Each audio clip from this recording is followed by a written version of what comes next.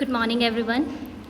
Today I'm going to take your physics class and I will explain one of the important chapter which is motion, and in that chapter I will explain a few topic which is differentiate between distance and displacement.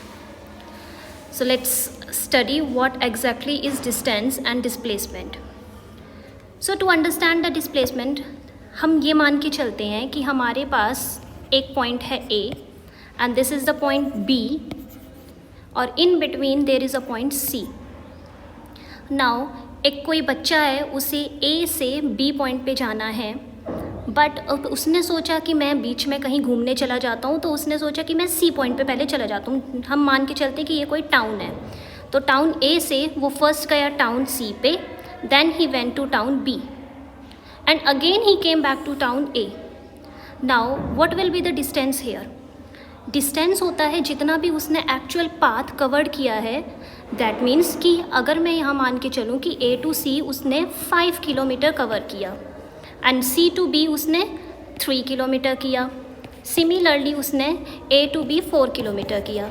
तो यहाँ पे जो total distance यानी कि 5 + 4 + 3 ये हो गया उसका एक्चुअल पाथ, जो कि क्या होता है distance.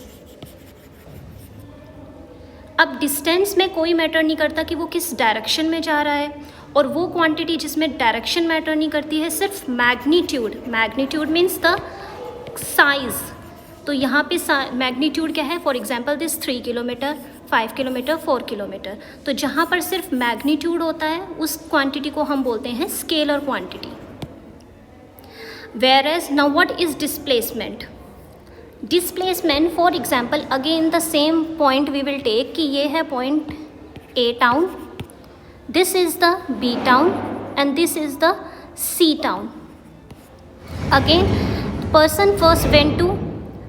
person here first went to A to B, then B to C, and then again he came back to C point. So now this is the distance कि उसने कितना टोटल कवर किया. लेकिन अगर मैं वही बात डिस्प्लेसमेंट की बोलती हूँ तो A टू C यानी कि उसका जो इनिशियल पॉइंट है जहाँ से उसने स्टार्ट किया है A, और जो उसका एंडिंग पॉइंट है C, मान लो उसने C पर वो रुक गया, तो यहाँ पे जो स्ट्रेट डिस्टेंस है A to C that is the displacement. And one more very important point is कि डिस्प्लेसमेंट जो होता है वो शॉर्टेस्ट होता है और स्ट्रेट लाइन होता है. अब स्ट्रेट लाइन है तो इसका मतलब वहाँ पे डायरेक्शन मैटर करता है. तो डायरेक्शन मैटर करता है तो which type of quantity it is a vector quantity. So 2 points we have discussed of displacement and this distance. First one is distance is the actual path covered by a body and displacement is the shortest straight line path from initial point to final point. Second point is the distance is the scalar quantity whereas the displacement is the vector quantity. Now moving on to the third point. Third is कि distance can never be zero if the body is moving. अगर आपकी कोई body move कर रही है तो वो मतलब कुछ ना कुछ तो पाथ कवर कर रही है. ऐसा नहीं हो सकता कि भाई कुछ पाथ कवर करने के बाद वो वापस क्या हो जाए, डिस्टेंस ज़ीरो हो जाए. लेकिन डिस्प्लेसमेंट में ये हो सकता है. कैसे? अगर सपोज़ एक बॉडी जो है यहाँ से स्टार्ट करती है A पॉइंट से और एक सर्कल में वो मूव करती है और वापस वहीं A पॉइंट पे वापस आ जाती है. दैट मीन्स कि यहाँ इनिशियल पॉइंट भी A है और फाइनल पॉइंट भी B है. तो यहाँ पर तो कोई स्ट्रेट लाइन पाथ और शॉर्टेस्ट पाथ तो नहीं बन रहा, क्योंकि इनिशियल टू फाइनल ही हमारा डिस्प्लेसमेंट होता है. तो यहाँ पे हमारा डिस्प्लेसमेंट क्या हो जाएगा? Zero. So third point is कि distance can never be zero whereas displacement can be zero. Now moving on to the fourth point, that is distance can never be negative. Distance कभी negative नहीं हो सकता. Of course क्योंकि direction यहाँ पे कोई मतलब नहीं है कि हम किस डायरेक्शन में मूव कर रहे हैं. तो आप कितना भी अगर डिस्टेंस कितना भी पाथ अगर आप कवर करोगे तो उसका जो आपको रिजल्ट मिलेगा वो हमेशा पॉजिटिव ही मिलेगा. लेकिन डिस्प्लेसमेंट में ये हो सकता है कैसे? सपोज़ अगेन कि एक बच्चा जो है वो A पॉइंट से मूव कर रहा था और वो B पॉइंट पे पहुंच गया. अगर वो अगेन उसी पाथ को कवर करे but in a opposite direction this side now, तो अब यहाँ पे क्या हो गया? नेगेटिव साइड हो गई. तो इस केस में हमारा जो रिज़ल्ट आएगा वो आएगा negative.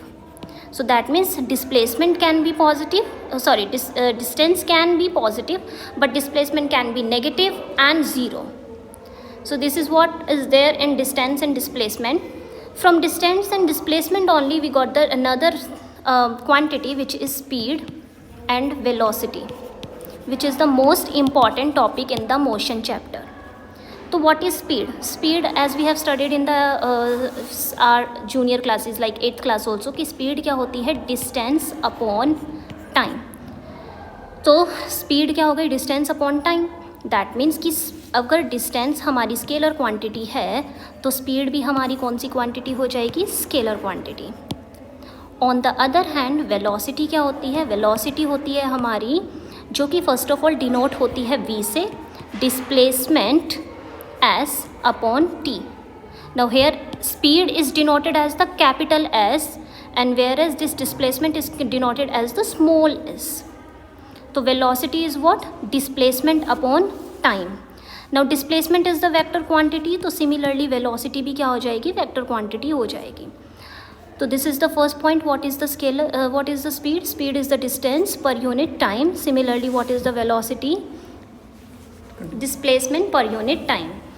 Now the second point is, as we have discussed already, कि speed is the scalar quantity whereas the velocity is the vector quantity.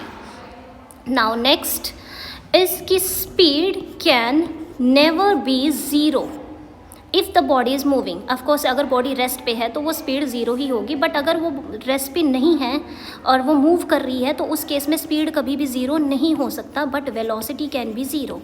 Again क्योंकि it depends upon the displacement, तो again अगर body कोई circular motion पे हो, circular path में move कर रही हो, तो again the initial and the final point will be same only. So in that case आपका डिस्प्लेसमेंट क्या हो जाएगा? डिस्प्लेसमेंट हो जाएगा आपका ज़ीरो. और डिस्प्लेसमेंट, अगर डिस्प्लेसमेंट आपका ज़ीरो है तो उस केस में आपकी वेलोसिटी भी क्या हो जाएगी? ज़ीरो. नेक्स्ट थर्ड कि speed can never be negative. It can never be negative, but velocity can be negative. The same point that we have discussed in the displacement also, कि अगर body क्या है, opposite direction में move कर रही है. First वो A to B move कर रही थी, लेकिन अब वो अगेन opposite direction में मूव कर रही है, तो उस केस में आपका डिस्प्लेसमेंट नेगेटिव हो गया, और डिस्प्लेसमेंट नेगेटिव हो गया तो वेलोसिटी भी क्या हो जाएगी? Negative. Now moving on to what is SI unit. So SI unit होती है वेलोसिटी इज इक्वल्स टू, सबसे पहले डिस्प्लेसमेंट अपॉन टाइम. तो डिस्प्लेसमेंट की SI यूनिट होती है मीटर और टाइम की होती है सेकेंड. तो वेलोसिटी की हो जाएगी मीटर पर second. So I hope it is clear to you all. Thank you.